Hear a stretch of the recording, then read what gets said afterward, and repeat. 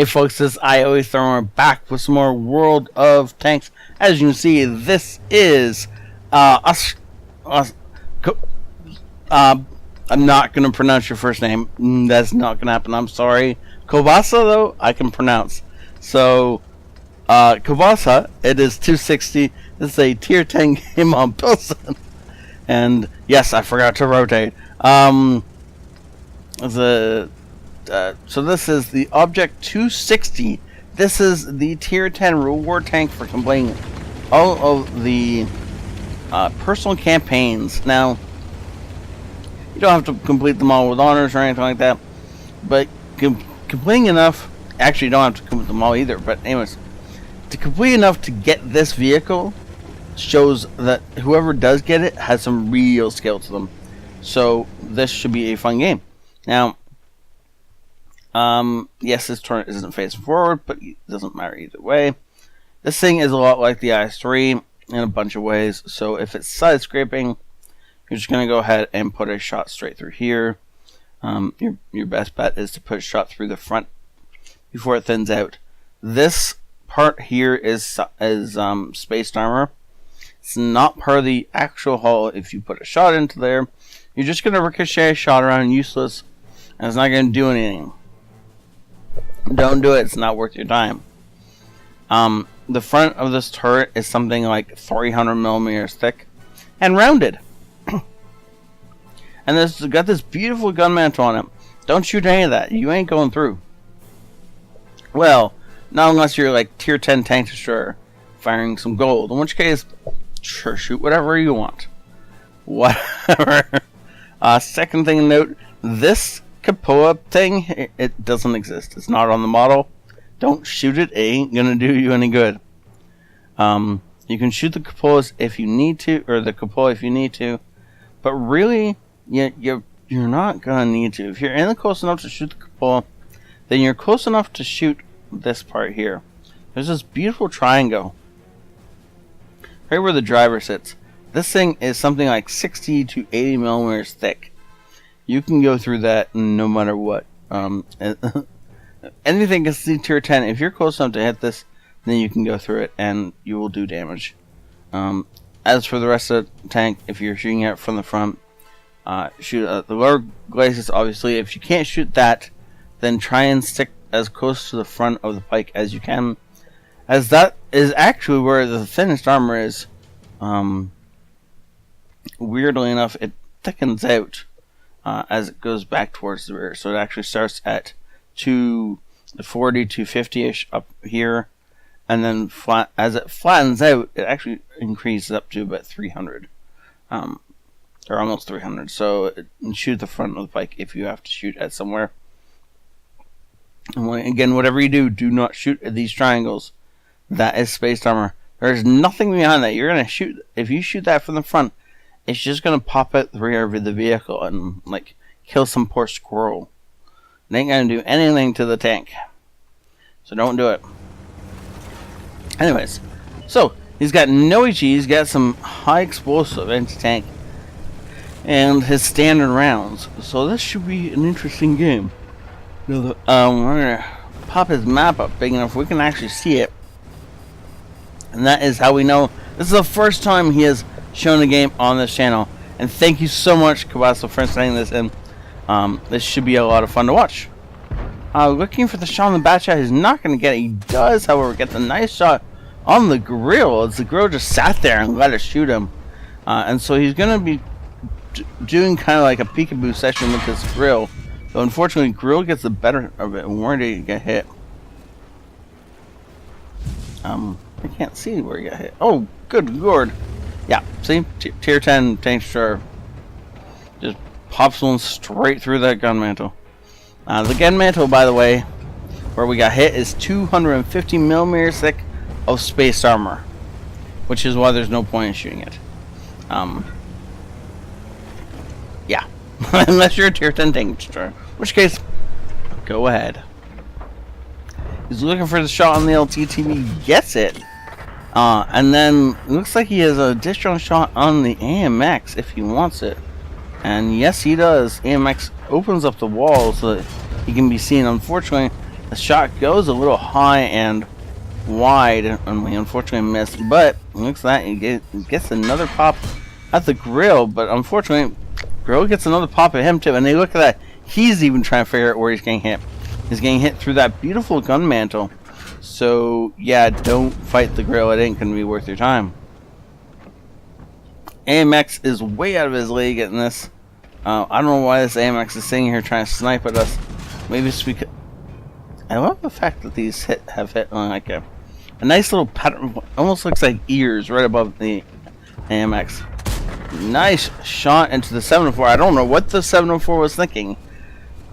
I guess he was thinking he was going to get free lunch on the Scorpion, but really all that happened was he was the free lunch. And yeah, that's how that goes. Now it looks like we're going to go back to this grill again. Haven't learned his lesson yet. Doesn't wait until the grill has fired somebody else. Actually ends up taking a shot, well, grill shot at us. But thankfully it hit the hill. The WZ though is on our flank and is damaged our ammo rack. Batchat on the other side. This is a bad spot to be in. He needs to kill one of these guys immediately. The snapshot on the Batchat missed. Oh, that's so rough. Thankfully, apparently all the skill these guys had left when the shot on the Batchat missed. And I guess the Batchat was reloading and couldn't kill us. Good lord, I don't understand why, but I'm glad it happened. You know? Another shot on the girl, finally taking him out. Done deal. No more apples. I can't read that second word, but the first word means apples, so no more apples. Grill firing on the move and missing, or at least missing us. Nope, didn't hit the RHM either unless he hit him with HE, and then only slightly. RU is gonna get their first, pops over there, puts a shell in. Grill is thinking about him and not looking at us, and so that is going to be the end of his game. Unfortunately, though, the rest of our team is in this little death ball, and it's just gonna chew through our tank destroyers unless we get over there. So 5,000 damage done already, and actually, look at that, nice job blocking damage from a grill. And I'm sorry, I didn't actually see that one hit. Where did? Oh. The only reason that didn't go through is simply because the angle of the turret, he hit a tiny bit low, and because of how angled the turret is right there, it just wasn't quite enough to go through. Though I should note, if that had been a skill round, that would have gone through. So yeah. So cool. You just came to death, sir. As Kobasa pushes over this ridge, looking for a shot on the ST1, gets it. Unfortunately, bounces it. Does not get lit, I don't think.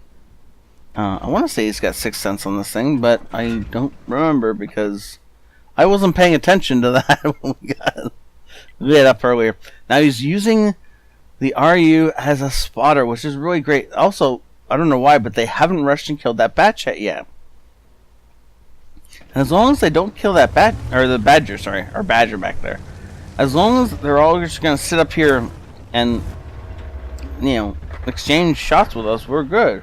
Unfortunately for the poor RU-251, he is caught between this flank and the guys over here and just gets himself annihilated. Now this does... Man. The shots Kobas is getting in this game is just unfortunate some of the time. That should have been 2 shots that went into that WZ. Heat fire this range shouldn't really matter, but they both went wide of where he was aiming, and the second one only does tracking damage, which is really unfortunate because we really needed one of those shells before this to penetrate, so this guy didn't get this close. No, not good. Next shell goes into the dirt, and now he's really getting kind of desperate. Okay, so he's got 8 shells left. 7 shells left. 4 enemy tanks left to kill. Now, technically, he's got an... Good lord, stop missing! Come on, you're gonna give me a heart attack! Oh, for crying out loud!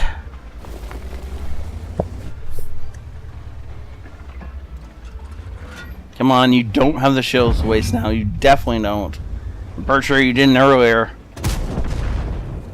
Oh, okay, fine. Good. Okay. 4 shells left in the gun. 3 enemy tanks. 1 ally left, however. So maybe that Badger's getting damage dealt, or, damage done out there. He can either reduce them all to really low health and one-shots, or he can kill something. And yes, they are in fact one-shots. Okay, so 4 shells left, 3 targets. You can only miss a single shell, and they can all one-shot him in return. So think about that, right? Looks for the shot. The ST1 actually misses the shot. The AMX.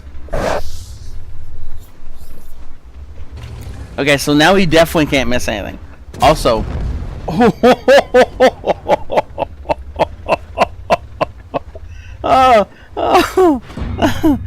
oh, wow, nice shot into the leopard.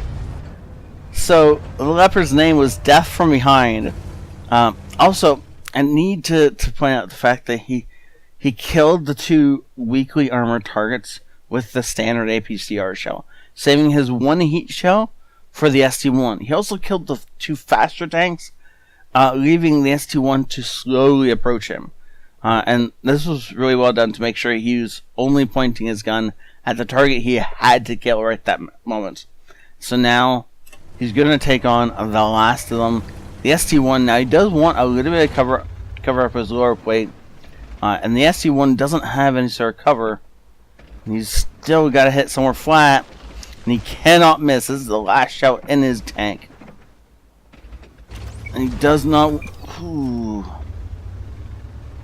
ST1 fires. He charges. Exactly the right moves. You're looking for the front plate. Beautiful. Great job. Notice he put that shot into the weakest part of the ST1 that he could shoot at. 340mm pen probably would have gotten through anywhere on that tank, but he did need to hit somewhere fairly flat. And I don't know if he was going for the driver's hatch, but he definitely did not want to hit that turret. And by aiming down the center of the upper glazes, he hit where he needed to hit. That was a great game. Baiting out the heat from the ST1. I do kind of want to know where that landed, though. Oh, right there. So the SC1 tried the same thing in return. I don't know. I guess we had a pike directly facing the SC1, didn't we? And so he tried the same thing and just didn't have the pen to go through. Which I guess that's unfortunate. So great job, and we're just gonna jump over and see what his battle results were. Master Badge First Class, Hand of God, Bruiser, Duelist, Fire for Effect, and Shell Proof, entering himself a Fade in the Metal because, of course, last shell in the tank kills last enemy tank, and Steel Wall, High Caliber, and Top Gun. As much as people like the high calibers, this is one of the rarest medals in the game because in order to do it, you either have to have just like nerves of steel, or you have to be incredibly lucky. And I'd like to think Kabasa is on the second side of that, or the first side of that, sorry, and just has these amazing nerves of steel. Now, he did get kind of lucky there at the end with that WZ and just bouncing all of the shots, but he did get really, really unlucky also with the WZ, with him just missing all the shots. Now, this replay is actually titled "Showing My Friend That This Gun Is So Inaccurate," or something like that. And so this is apparently proof that this tank's gun is not at all accurate. And the shots against the WZ, I can we could all clearly see that the shots were quite obviously going wide more often than they were connecting. But overall, this is still an awesome tank, and it looks like super fun to drive, and I can't wait to get my hands on one eventually. 30 shots fired, though 17 actually went into the target, and only 24 connected. Wow. Still 6,000 damage, which is, of course, enough to get him into the 6K damage club. We haven't had one of those in a little while, and it's nice to induct a new member. But over 4,500 damage blocked by his armor, because this thing is just troll for the armor. People keep shooting that turret, and it's really rather useless, assuming it's pointing at you.